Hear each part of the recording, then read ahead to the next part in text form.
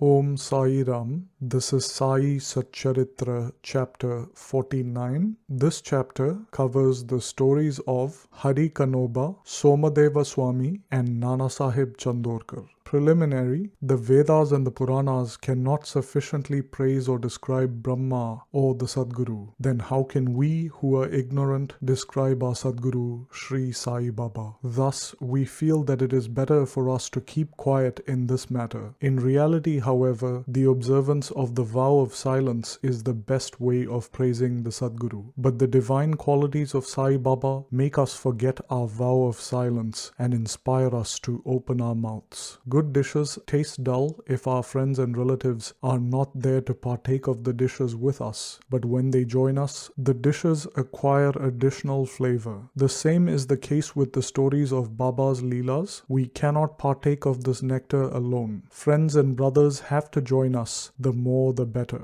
It is Sai Baba himself that inspires these stories and gets them written as he desires. Our duty is to surrender completely to him and meditate on him. Practicing penance is better than pilgrimage, taking vows, making sacrifices, and charity. Worshipping the Lord is better than penance, and meditation on the Sadguru is thus the best. Therefore, we should chant Sai's name, think about his sayings, meditate on his form, feel real love for him in our hearts, and do all our actions for his sake and by his inspiration. There is no better means than this to terminate the bondage of samsara. If we do our duty as stated above, Sai is bound to help and liberate us. Now we return to the stories of this chapter. Hari Kanoba. A gentleman from Bombay named Hari Kanoba heard about Baba's miracles from many of his friends and relatives. He did not believe them as he was a doubting Thomas. He wanted to test Baba himself. So he came to Shrirdi with a few friends from Bombay. He was wearing a lace-bordered turban on his head and a new pair of sandals on his feet. Seeing Baba from a distance, he wanted to go up and prostrate himself before Baba. He did not know what to do with his new sandals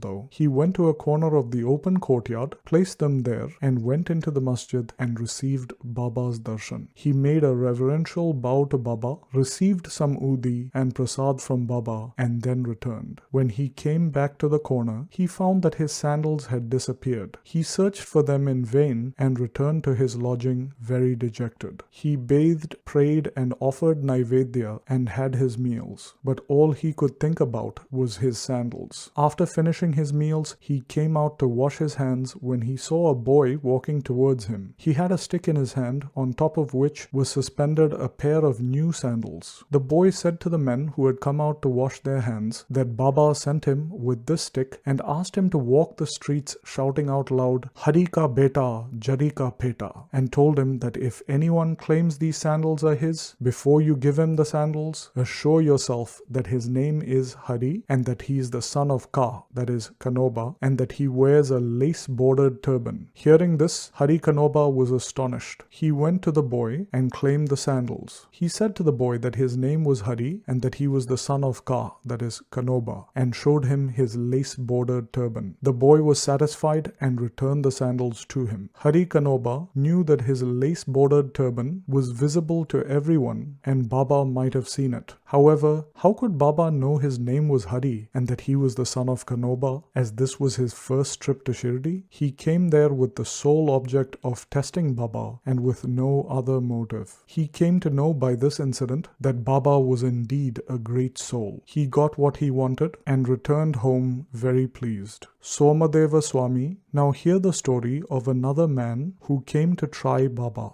Bhaiji, Kakasaheb Dikshit's brother, lived in Nagpur. When he visited the Himalayas in 1906, he met Somadeva Swami of Haridwar at Uttarkashi. Both took down each other's names and addresses in their diaries. 5 years later, Somadeva Swami came to Nagpur and was Bhaiji's guest. There he was pleased to hear the Leelas of Baba and a strong desire arose in his mind to go to Shirdi and see him. He got a letter of introduction from Bhaiji and left for Shirdi. When he reached Kopargaon, he took a tanga to Shirdi. As his tanga neared Shirdi, he saw 2 flags flying over the masjid in Shirdi. Every saint has a different mode of living and different outward paraphernalia, but these outward signs should never be our standards to judge the worth of a saint. But Somadeva Swami didn't see it that way. As soon as he saw the flags, he thought, why should a saint take a liking for flags? Does this denote sainthood? It implies the saint's hankering after fame. Thinking thus, he didn't want to go any further and said to his fellow travelers that he would go back. They said to him, then why did you come so far? If your mind gets restless at the sight of the flags, how much more agitated would you be on seeing in Shirdi the ratha or car, the palanquin, the horse, and all the other paraphernalia? The Swami got more confounded and said, not a few such sadhus with horses, palanquins, and tom-toms have I seen, and it is better for me to return than see such sadhus. Saying this, he was about to return. The fellow travelers pressed him not to do so, but to proceed. They asked him to stop his crooked ways of thinking and told him that Baba did not care a bit for the flags and other paraphernalia or for fame. It was the people, his devotees, who kept up all this paraphernalia out of love and devotion to him. Finally, he was persuaded to continue his journey, go to Shirdi and see Baba. When he saw Baba from the courtyard, he was melted inside. His eyes were full of tears, his throat was choked, and all his evil and crooked thoughts vanished. He remembered his Guru saying, our abode and place of rest is where the mind is most pleased and charmed. He wished to roll himself in the dust of Baba's feet, and when he approached Baba, the latter got wild and shouted, let all our humbug or paraphernalia be with us. You go back to your home. Beware if you come back to this masjid. Why receive the darshan of one who flies a flag over his masjid? Is this a sign of sainthood? Remain here not a moment longer. The Swami was taken aback. He realized that Baba was truly omniscient. The Swami knew that he was stupid in thinking those thoughts and that Baba was noble and pure. He saw Baba embracing somebody, touching someone with his hands, comforting others, staring kindly at some, laughing at others, giving Udi Prasad to some, and thus pleasing and satisfying everyone. Why should he alone be dealt with so harshly? He came to realize that Baba's conduct was a result of his inner thoughts and that he should take a lesson from this and improve. He realized that Baba's wrath was a blessing in disguise. It is needless to say that later on, his faith in Baba was confirmed and he became a staunch devotee of Baba. Nanasaheb Chandorkar.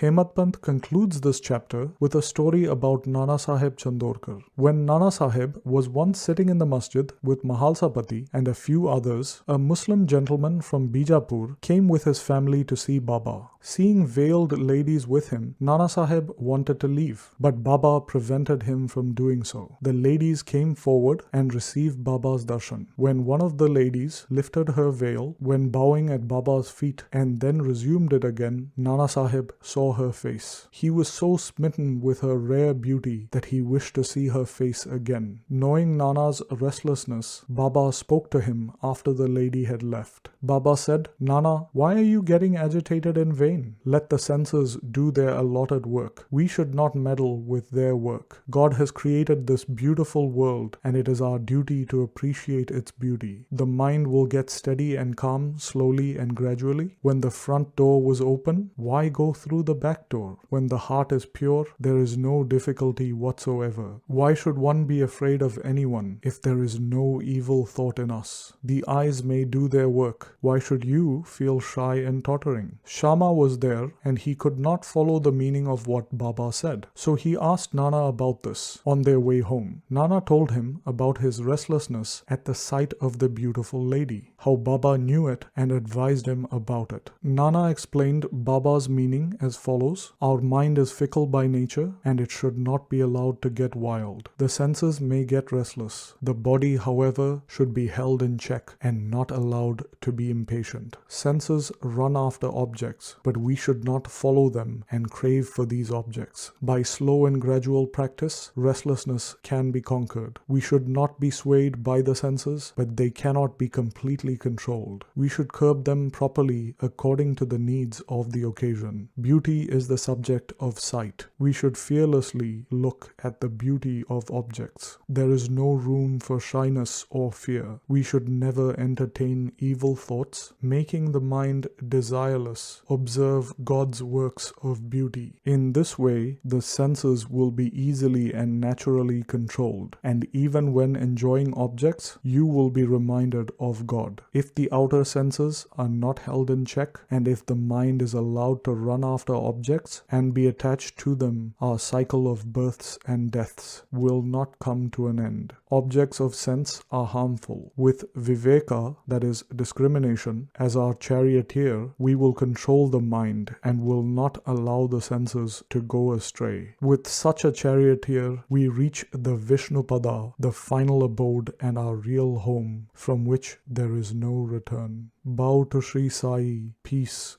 be to all. And this brings us to the end of Sai Satcharitra, chapter 49.